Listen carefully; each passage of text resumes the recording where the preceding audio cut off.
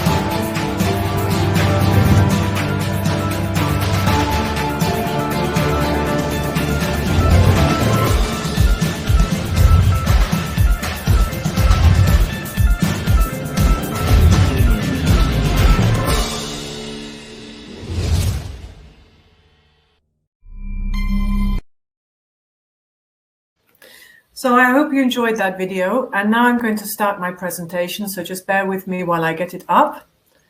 And it is there now. Fine. So how to launch your career in space.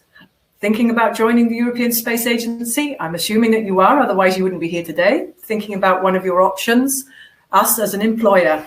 And that is what my job is. I'm head of talent acquisition, and my job is all about outreach and showing people what ESA could be for them in terms of an employer.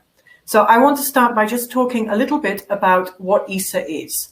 So we call ourselves Europe's gateway to space.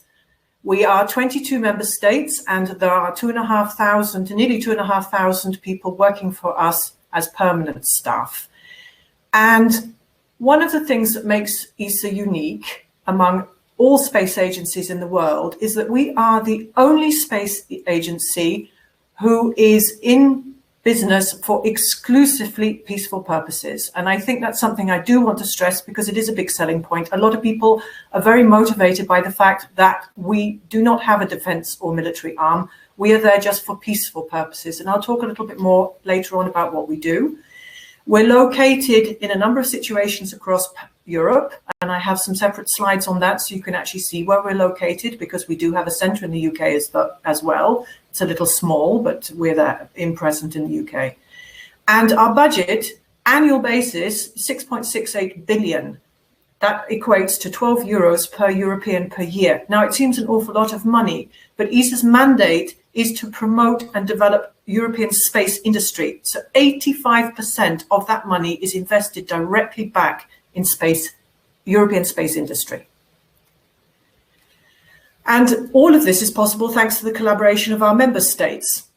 Another point which makes ESA unique as a space agency is we're active across every area of the space sector. So we're active in space science, human spaceflight. You saw astronauts. I'll touch on the astronauts in a moment. Exploration in space, Earth observation, space transportation, navigation, Galileo, operations and space safety, technology and telecommunications, and active industrial development. That's what where our money goes. The 85% goes back into developing industry. We've developed, tested, and operated over 80 satellites since 1975, and we've had more than 220 launches from our spaceport in Kourou. Our flagship rocket, Ariane, you may have heard of, will launch the Webb telescope on the 18th of December, so I would say tuned to watch that. The Webb telescope is the follow-up to Hubble, and it's a joint ESA-NASA project, and it's very exciting. We're looking forward to that, and it's also even more exciting that it's being launched by our own launcher.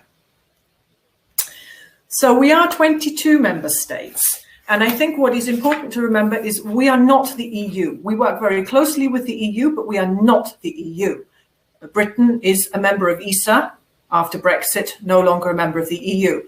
We also have Norway and Switzerland as members of ESA, and Canada is a cooperating member. And we have a number of associate member states as well who will eventually become full members. And I said I would talk a little bit about where we're located. So our head office, our headquarters is located in Paris, and we have centers all around Europe. But the big one is ESTEC. ESTEC, the European Space Research and Technology Center based in Noordwijk, the Netherlands. This is where I'm located. We have 2,500 people on site, including staff members and industrial contractors and support staff. And it's where all the projects are conceived and developed and taken right through to launch.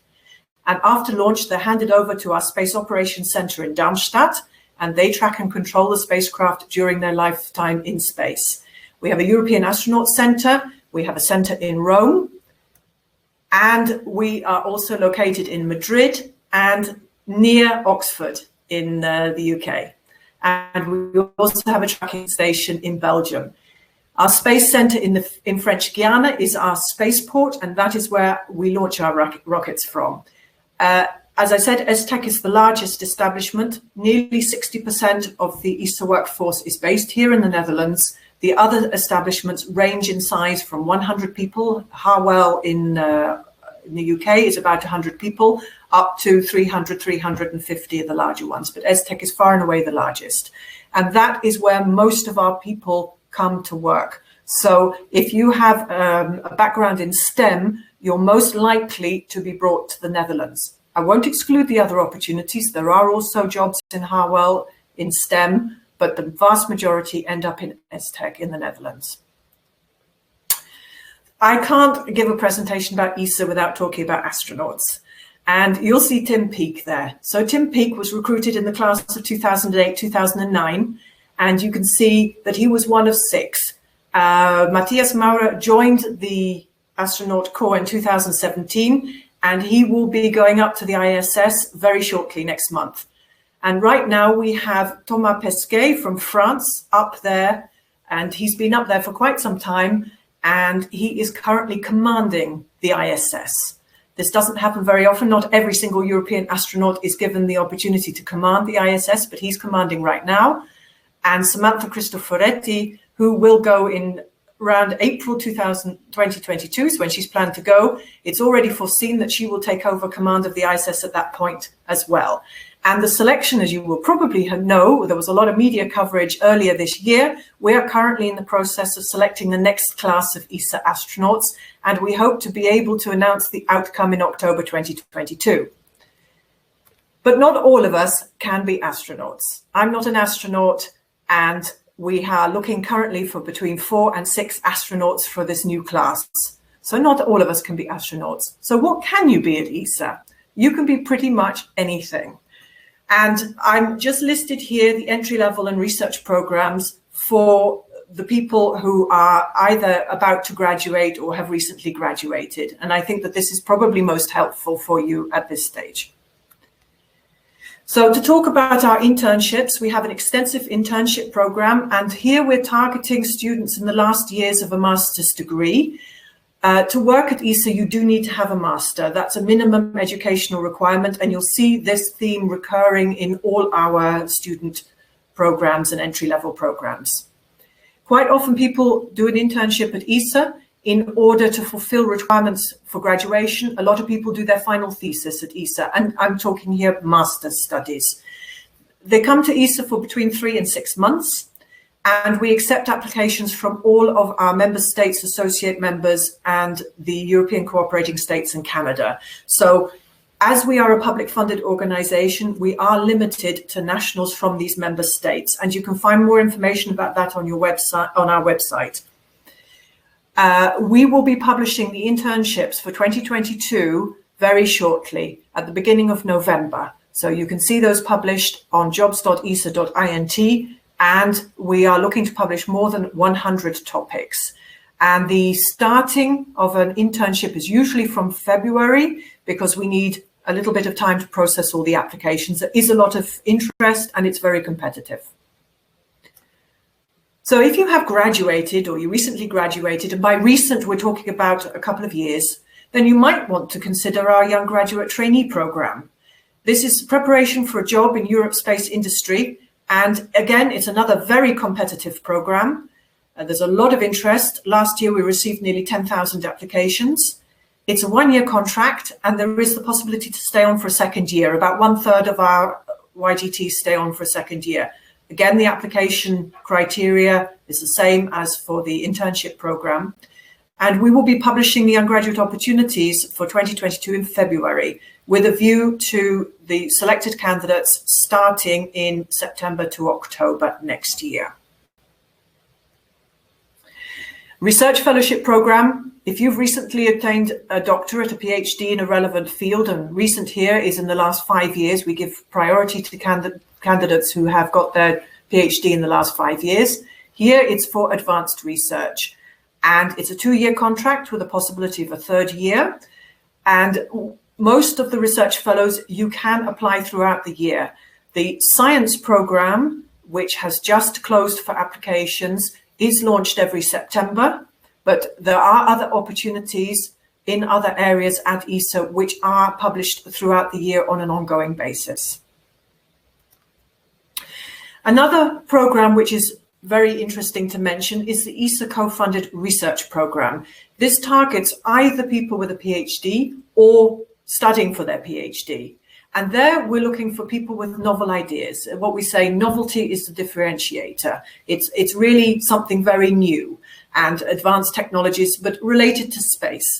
Here, you would be, if you were selected for this, you would be based in your university. We would place a contract with the university, and then you would have access to ESA funding up to 50% or up to 90,000 euros. You would have access to the ESTEC laboratories here in the Netherlands, where I'm based, and technical support from ESA experts. And there would be the possibility to set up industrial networks through ESA contacts in order to build your own innovative network, either to support your studies and your research work, or also to support your own career going forward. And this is the one scheme where we have a different address to apply for. It's ideas.esa.int. It's managed through our innovation platform, and you can apply any time of the year for this type of support. Now, I'd like to talk a little bit about the domains and the disciplines that we cover at ESA. So we cover what mechanical engineering, you need to think of optical, propulsion, thermal mechanisms, structures, materials, robotics, electrical engineering, RF, navigation systems, power and data antennas, microelectronics, EMC and components. I recognize I'm reading what's written here and you can also read it yourselves, but I think it's good to highlight this. System engineering, aerospace engineering, telecommunications, integrated applications, software, ground segment, and product assurance and quality assurance and safety. All very important technical domains to support the development of our programs and our missions. Then we also have scientific disciplines, so applied mathematics, the Earth observation and environmental science. That is one area where we do an awful lot of work. We work very closely with the European Union. They provide us about 20% of our budget.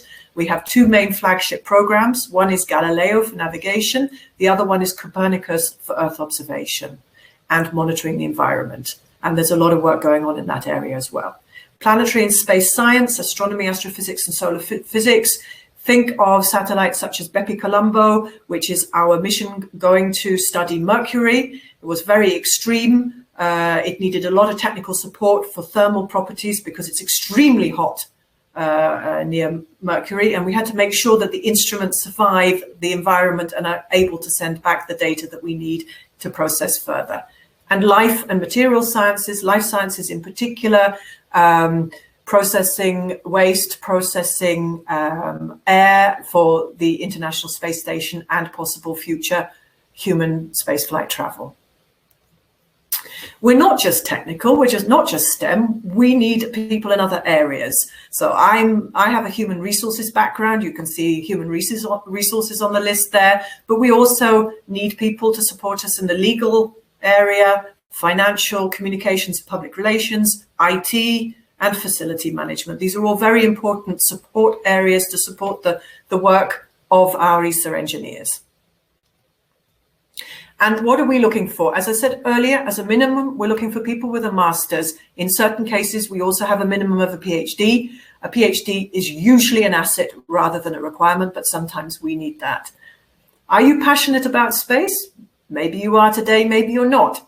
But a lot of us gain that passion through having the opportunity to work for ESA and to develop further.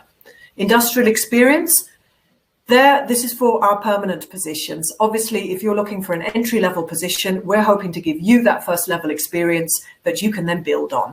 Team spirit is very important. It's a very important element of working at ESA, but also in any job.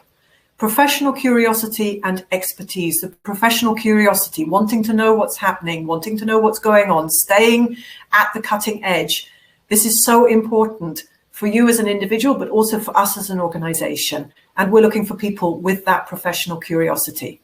Now, the language skills and the multicultural attitude. The multicultural attitude, what we mean here is the flexibility, the openness to working with people of different cultures, different backgrounds, different nationalities. This is part of the DNA of ESA with our 22 member states today. And when we started in 1975, when we were only 10 member states, but it is a huge part of our DNA. And I can say that I personally see European cooperation at its best on a daily basis. And it's a privilege to see that. The language skills, great if you can speak other languages, but English is the main language at ESA. So those of you based in the UK or UK nationals, we have a head start when it comes to working at ESA. And ESA offers language training. So if you wish to develop further language skills, it's always possible. And diversity inclusiveness is one of the big points. And I just want to touch for a moment on this before I conclude. We are an equal opportunity employer, and it's demonstrated not just in the DNA among European member states, but also in other aspects. And you will potentially have seen that when we launched the astronaut selection, when we opened the vacancy in March, there were two vacancies. One was for an astronaut and one was for an astronaut with a physical disability. And we're actually working to be able to make space accessible to people with disabilities. So we have an inclusive working environment. We develop our people. We offer training opportunities. I talked just now about the language classes that we offer, but we offer far more than that. We offer a wide range of technical engineering courses. There's a lot of sharing of information. If you come to work at ESA, you will have access to experts, and some of them are world experts in their field, not just European experts. And we offer a family-friendly environment. We have flexible working practices and other things that you can learn more about if you were to join us. So that concludes my presentation. Just a last point. If you want more information about what it's like to work at ESA, what we offer, terms and conditions, go to our Careers at ESA website, www.esa.int. If you are already thinking about applying, go to our jobs website, jobs.esa.int, and there you will see the vacancies that we currently have open, and you will be able to submit an application. Thank you. Brilliant. Lucy, that was amazing. We've had a lot of questions come through. There's 885 people in the room right now. I can see that. A big audience. So everybody, keep your questions coming through. I'll start with the ones that we've had so far.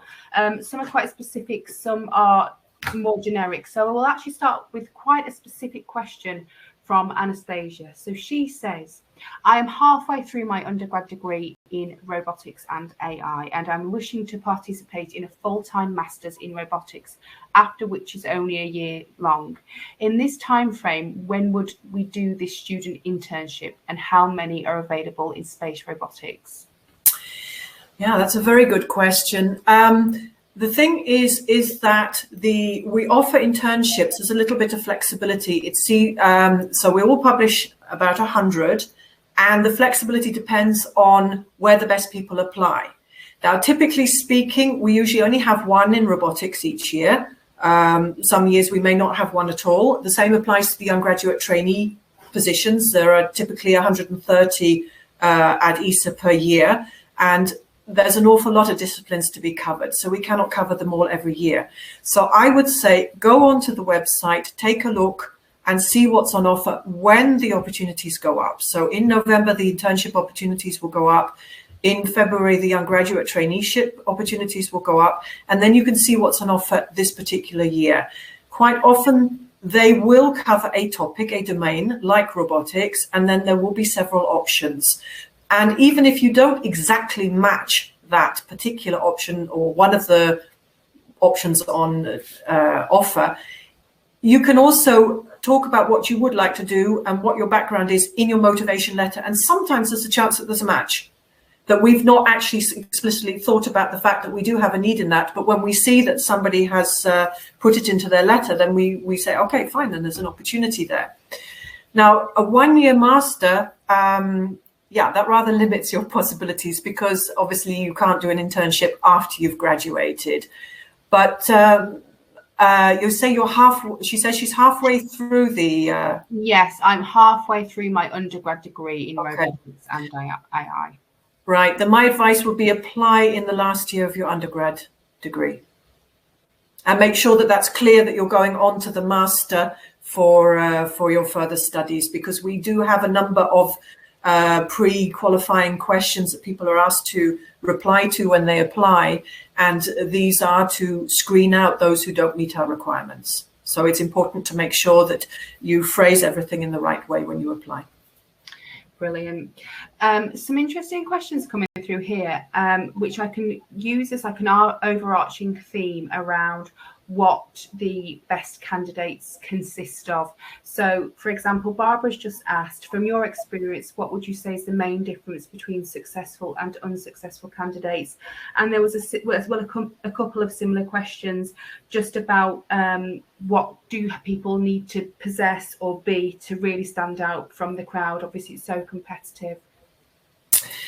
Yes, that I would say the first thing to stand out is preparation.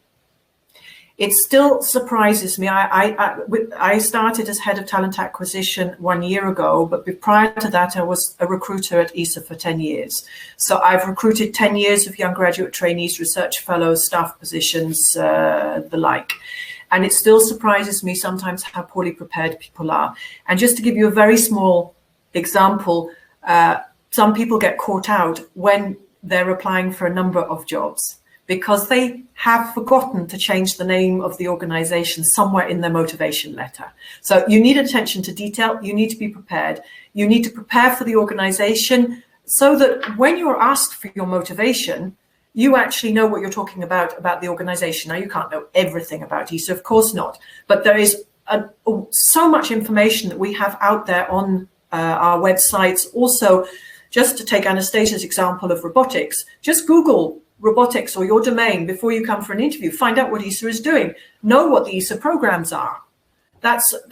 Because that gives you, when you get to the interview, it'll give you a head start.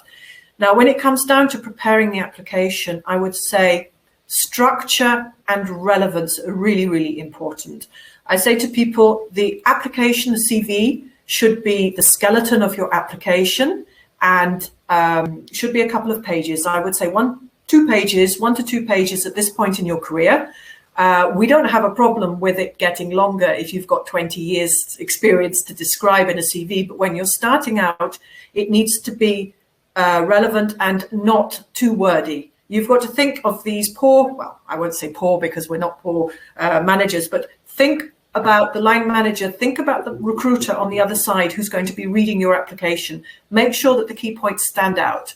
And your motivation letter, generally 1 page, and that's where you take the opportunity to put some meat onto the skeleton of the CV and highlight the aspects, the relevant aspects, what you've already done in terms of studies, potential student assignments, team assignments, whatever, and why you really think that ESA is the place for you. So that helps. And when we're interviewing, again, I said about the preparation. The preparation is also part of the application. Attention to detail, making sure that your application is tailored to the organization you're applying for, because that is very unfortunate when you see when you're a recruiter and you see the name of another organization in the letter and you know, that person has recycled their motivation letter. When you come to the interview, it's motivation, passion. I talked about professional curiosity. I told you at the very beginning, I've been with ESA for 30 years. It's fairly typical. People stay with ESA for quite a long time, and you need to stay at cutting edge. So you need to have that professional curiosity, really important. And ambassadorship, knowing what to say, when to say it, and promoting yourself, but in an appropriate manner. Brilliant. Hannah has put together a brilliant question.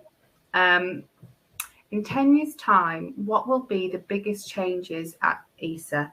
How could a student prepare for these, e.g. technologies to learn or skills to gain?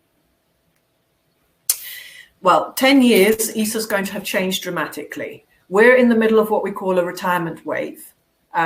Typically, when we recruit for our permanent positions, we're recruiting people with a number of years of industrial experience because 85% of our budget is invested back into European space industry, and these have to be managed. And it's a challenge to manage very, very senior people in industry if you have no industrial experience yourself. It does not mean that we do not have positions for more junior people. We're starting actually a very new entry-level program, which will be launched in December, called the Junior Professional Program, where we're looking at people with 2 to 3 years experience, who we will then train for 3 years with a view to them coming onto our permanent workforce. But between 2020 and 2030, 44% of the ESA workforce will retire. And the European space industry is facing the same challenge as well. So it basically means that there's huge opportunities coming.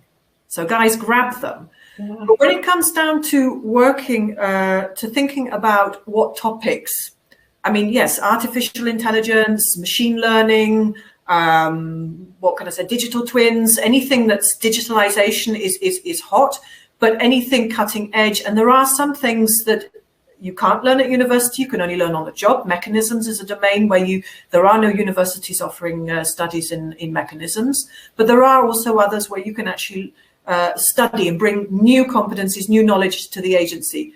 But the one piece of advice I always give to people is don't drive your future only on what you think is going to be available. Your career is going to be a long one, I hope, for all of you. And you need to be motivated, you need to be passionate about what you do, because it takes up a lot of your time, a lot of your life. And I always say to people, follow your heart, follow your passion. You know already what direction you want to go in, and there are going to be plenty of opportunities. I can't sit here and say, just because I've mentioned AI and machine learning, that we're going to have a zillion jobs in those domains. There will be jobs in those domains, but there will still be jobs in all the other standard domains supporting spacecraft. So the structures, the mechanisms, the systems engineering, all those. So at the end of the day, I think balance all of that up, but also look to what motivates you. Brilliant. Thanks, Lucy. I don't think we could avoid a question about becoming an astronaut. How long and what is the process to train to be an astronaut? I have to think back, because I think that once somebody is selected to become an astronaut, they have 1.5 years, so 18 months of basic training. Then they have about a year of preparatory training, and then another 18 months to 2 years mission-specific training. And so as a large part of what astronauts do is being trained. They're constantly being trained. And at the moment, the focus on our missions is to the International Space Station, but we have the Lunar Gateway coming online in I think it's in about 5 years' time, and it's a stopover to Mars and other possibilities. And there's also a big European push to actually put somebody back on the moon. Mm-hmm. So, but actually, when you think about becoming an astronaut, it's not the training that's the challenge, it's actually being selected. Mm-hmm. So for this last selection, we have 4 to 6, so between 4 and 6 positions as permanent staff member astronaut. We have the possibility for 20 places on our reserve, and we received nearly 23,000 applications. So that is actually the challenge. And at the moment, we're sifting through all the applications. We feel it's super important to actually look at each application, that a person, a human being, looks at these applications. So apart from the pre-qualifying questions, which can disqualify someone, so we asked for a minimum of a master. If somebody answers, no, I don't have a master, or I'm not a member state national, then they're filtered out. But the vast majority will be looked at by a human being, and that's ongoing right now. Okay. Wonderful. Are there any roles for people in medicine and life sciences? This is coming from somebody with a background in biomedical sciences. Absolutely. Absolutely. We actually have doctors supporting the astronauts. So there is a possibility there in the astronaut center, but we also have an entire section dedicated to life sciences. At our recent open day at the beginning of October, we had a stand which was called From P to T, and it's part of the Melissa project, which is basically using human waste in order to generate water. And you can actually go into the cabinet, produce your cup, and wow. And then you could drink your cup of tea. Now, yeah, I mean, astronauts get to do an awful lot of strange things. So, but that's to give an example of some of the areas. And then we also have people with biomedical backgrounds working actually in our human exploration department. So yes, there are opportunities for people with that background. Okay, marvelous. This is coming from somebody who's interested in working in HR, human resources. Is it still relevant for them to be educated to master's level as well? Yes. Okay. All right, then that's fine. What is the culture like at ESA, and how does it vary between kind of station to station? Well, I would say there's quite an overarching ESA culture.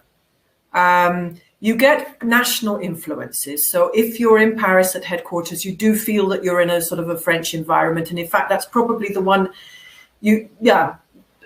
English and French are the ESA working languages. I said earlier that English is the main one. Mm-hmm. You hear a lot of French in the corridors. In Germany, you hear a lot of German, Italy, a lot of Italian. But there is very much a very strong ESA culture. And here at ESTEC, because we are the largest establishment, so as I said, there's 2,400 people working here, and the Dutch are very, very good at languages. I would say that you actually hear English in the corridors. And as a culture, I think it depends a little bit more on what area you work in at ESA. So if you work in the projects, there's a huge team spirit there because they've got really strong deadlines to meet. You know, if the launch window for sending a satellite to Mars is only open every 2 years and you miss it, then your whole program is going to be delayed by 2 years. So there's a big drive there. In our R&D area, there's a more sort of academic culture. That's where they're sharing the expertise. They also support the projects. And then when you come to the what we call corporate area, HR, legal, finance, then we have a slightly different culture there. I mean, it tends to be, I mean, I know it's a cliche, but the people in HR and finance tend to be the people in the suits. The engineers are not. Well, I don't think that that's just specific to ESA, to be honest with you. Right, okay. I think you've covered this, but I will ask it again because there's people who kind of come in a bit later than the starting time and so on. But if I'm in the UK, what's the potential to work internationally within the other stations? Well, I mean, the starting point, as I said in my presentation, and those who heard it will remember this, but for those who came later, is in order to work at ESA, you need to be a national of one of our member states. And the UK is one of the ESA member states. The chances of working abroad, it depends very much on your background. But if you have a background in STEM or you are an engineer, you are most likely to end up in the Netherlands here with me today. The sun is actually shining today. It's rather nice. And that's where 60% of the ESA staff work. And what the people do here is basically they conceive, they come with the ideas for the programs, they develop them, they work together with industry to actually get a satellite built. Then they launch it and then they hand over to the operations center in Germany. So it does depend very much on your background. Now, people who work in operations tend to be software engineers. So the software engineers among you could end up here in the Netherlands. There's onboard system software, that sort of thing here. We have an IT department in Rome, and the operations engineers primarily have software backgrounds. So if you ended up in that area, you would end up in Germany. So, and in Harwell in Oxford, there's about 100 people there, and some very specific backgrounds. It's more in telecommunications and integrated applications there. Brilliant. There's a specific question here. Would you recommend 1-year masters offered in the UK or the 2-year master programs offered by the continental Europe? It depends what you want to achieve. So we recognize the 1-year UK program. But I would say the 2-year tends to be a bit more academic. The 1 year tends to be the Masters in Engineering, the MEng, and the 2 years tends to be more academic. So it depends very much on your domain. If you are interested in science and the space science disciplines, you're far more likely to do the 2-year master one because it's more academic and possibly go on and do a PhD. But again, it comes back to the basic that I said earlier is follow your heart, follow your passion. That's the most important thing. But also, speaking from experience from somebody who did a master's degree at 42 with a small child and a full-time job, get as much as you can done now. It's so much easier to complete your studies while you're still at university rather than trying to do it when you've got a permanent job. I can tell you, it's tough. It's doable, but it's tough. Yeah, definitely. Another question, is there any duplication between the European Space Agency and European Union Agency for the Space Programme? I think the main focus of the European Union's Space Agency is Galileo. They started off on the operations of Galileo and they continue with that. Now, we have a similar spread of member states. There's some overlaps. There's some, there's 27 or maybe 26 now EU member states. We have 22. Their funding is finite. So at the end of the day, it's far better to cooperate. So we lead in the full range of all the domains. But yes, there are some overlaps. And yes, there are some, rather than overlaps, I would say synergies. Okay, lovely. Does ESA work with any other companies? That's a good question. Depends what you mean by company. I thought that was Remy, if you could just specify, that would be helpful, because that's the question.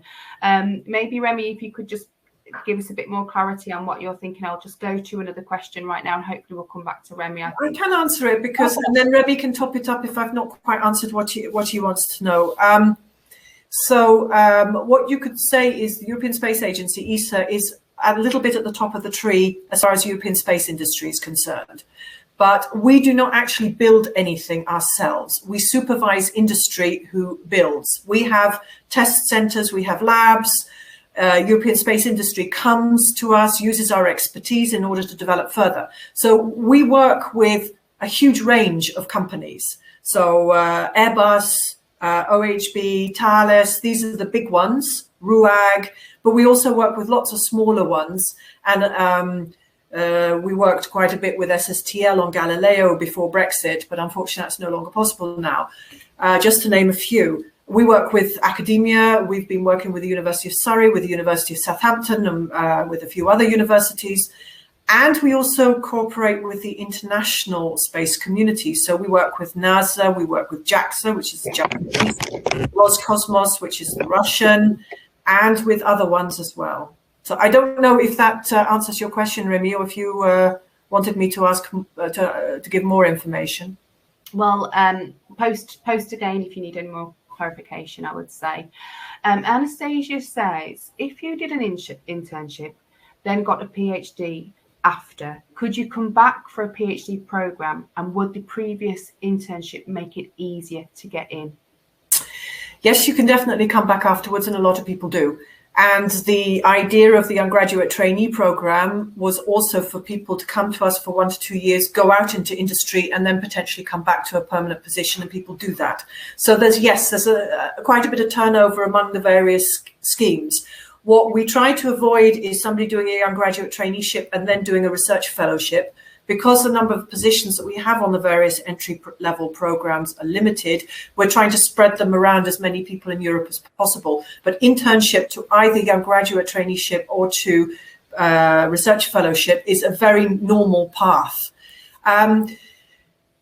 It helps. I mean, I wouldn't say it gives you a huge advantage, but it helps because if you've used your time as an intern wisely at ESA, you can build up some links.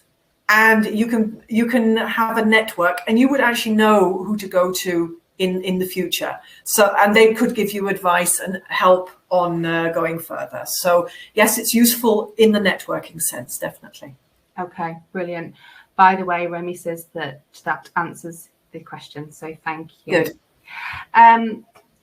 This is probably going to be really different depending on the role. So it's going to be maybe difficult to answer, but what is the recruitment process from application to assessment to interview? How does it work? It does depend on the type of program. So for the interns, you submit an application, and there may be a telephone interview, there may not be. Sometimes the selection is made on the basis of the application, which is why it's so important that you really need to highlight the key points there. For the undergraduate trainee program, there is the application, then there's a pre-selection. So they may be using an online video interviewing tool. It's asynchronous, which means it's actually a video recording. I've heard some people say they find it a little nerve-wracking, but what they've done is actually to find the person who's likely to be interviewing them on Google or on LinkedIn and cut out their photograph and put up on their screen so that they can actually feel like they're talking to I like that. Yeah, it's nice, isn't it? Yeah. And then the another could be a Skype call or a telephone call, and then we would proceed to the online interview. Now, since COVID-19, all our interviews are online. We're now talking, as we're slowly getting back into a more normal situation, we're talking about what interviews will we bring back face-to-face, if any, because but it would mean a wider range of pre-selection that we would need to do for the permanent positions, because the permanent positions we're looking at potentially 20, 30 years of somebody staying with the agency. So we really invest time in that process. And because we invest time, it can be a little slow. ESA always gets back to people in the end, but we're not a commercial organization. Please bear that in mind if you apply. it can take weeks and sometimes a couple of months to get back to you, but we do get back to you. So do you provide feedback to every application? On request. Right, okay, brilliant. All right, then we've got about 10 minutes-ish to go. We've got some more questions to go through here. I would encourage anybody that's looking to ask a question, ask it now. Anastasia is asking, are you available to connect with on LinkedIn to keep up to date? Is that okay? Absolutely. Okay, and you would follow the ESA as well. So I assume you've got the page, haven't you? And there's an ESA LinkedIn account. So and I tend to forward on information from other areas or highlight specific vacancies, but a lot of what I share comes from the ESA LinkedIn account. So you can also follow that and get the information, but obviously please feel free to link with me directly on LinkedIn, because then if you had a question, I would be happy to answer it. Again, my network's getting bigger and bigger.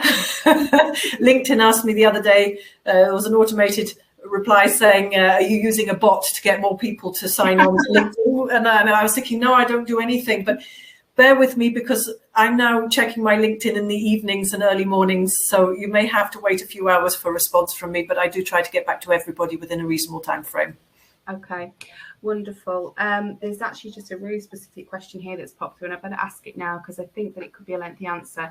I'm going to give it a go now. How was the BP Colombo mission carried during the pandemic? As face-to-face meeting was hard due to restrictions, how did the team ensure effective communication to ensure the mission timeline was fulfilled? What sort of transferable skills would you recommend for students to gain and develop?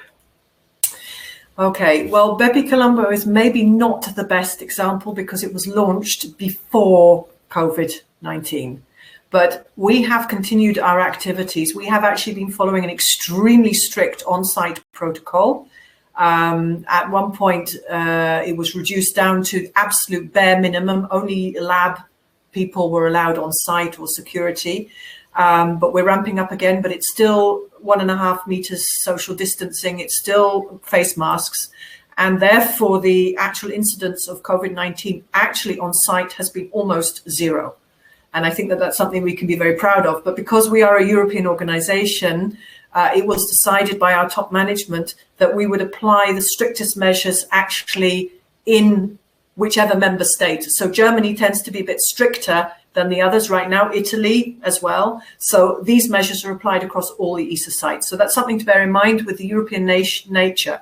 Now, coming back to the question, because I haven't forgotten, is what we have found, and I think that this applies to everybody, is the online discussions. And quite frankly, as an HR advisor with a lot of, I did a lot of recruiting, but I also did a lot of career advice. I also did mediation and things like that. And I never believed I could do my job online. But in fact, I could, because everybody was online. There are certain conversations that you need to have face-to-face, and the industrial visits, they can't be replaced by online. So these things had to stop at a certain point when we had lockdown, but they've been slowly coming together again, and we're starting to move a little bit more. But we're looking to a lot more hybrid meetings. So we will have groups of people together in one room and perhaps groups of people together in another room. Imagine, I mean, if you're working together on a NASA project like the Webb telescope, you're not going to be hopping onto a train every day to nip across to speak to people in NASA. So there are some aspects of our work which has to be done online. And of course, it has to be supplemented by the face-to-face discussions. But we've been doing hybrid meetings for many years, actually, through video conferencing. It's become completely a natural part of our life now, where we've had to work a little bit harder at the social interactions. And I think people are beginning to get a little bit tired of everything being online now. I don't know about you, but I'm sensing more and more people actually want to meet up and to see each other again. But on the working practices, it depends very much on the teams, but they try to arrange, at the moment we're at 30 to 40% on site. The teams try to arrange that everybody